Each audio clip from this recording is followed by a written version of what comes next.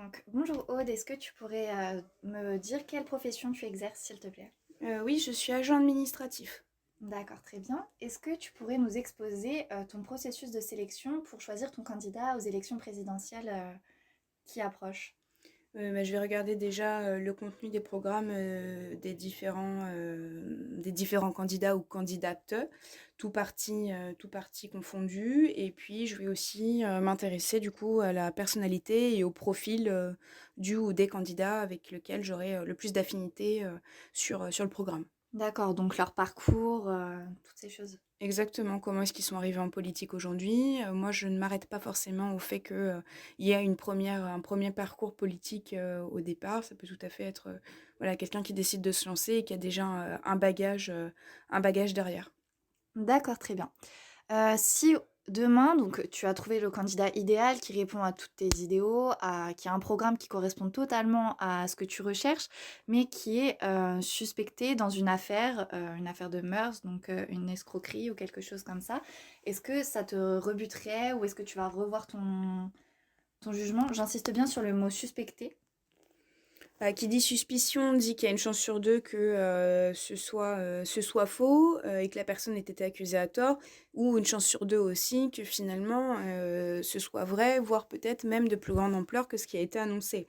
Donc en effet, tout dépend de la suspicion. Si maintenant on parle de détournement de fonds ou de vol de caisse pour un homme ou une femme qui représenterait, le gouvernement et les finances publiques en sachant qu'ils sont tenus à transparence financière, évidemment que mon jugement changera complètement.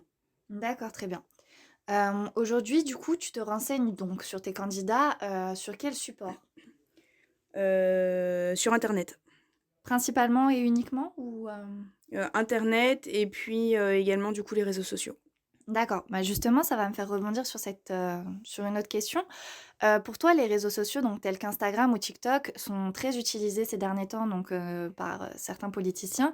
Pour toi, est-ce que c'est, un moyen efficace et qui a sa place en politique?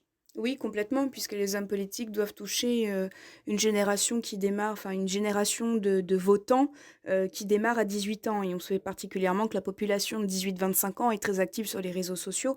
Donc c'est tout à fait cohérent qu'aujourd'hui ils utilisent l'ensemble des moyens de communication qui sont à leur disposition et dans un premier temps, et même majoritairement je dirais, les réseaux sociaux. Oui, complètement. D'accord, donc pour toi, la communication, digitale et notamment sur les réseaux sociaux, c'est une sorte de d'outil marketing?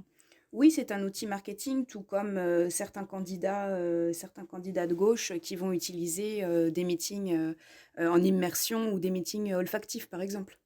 D'accord, très bien. Maintenant, une dernière petite question. Si jamais donc, je reviens sur, ce que je te disais au début, si jamais la personne que tu as choisie par rapport à son programme et tout ce qui te correspondait est éliminée au premier tour, comment tu vas départager, les personnes restantes pour le second tour?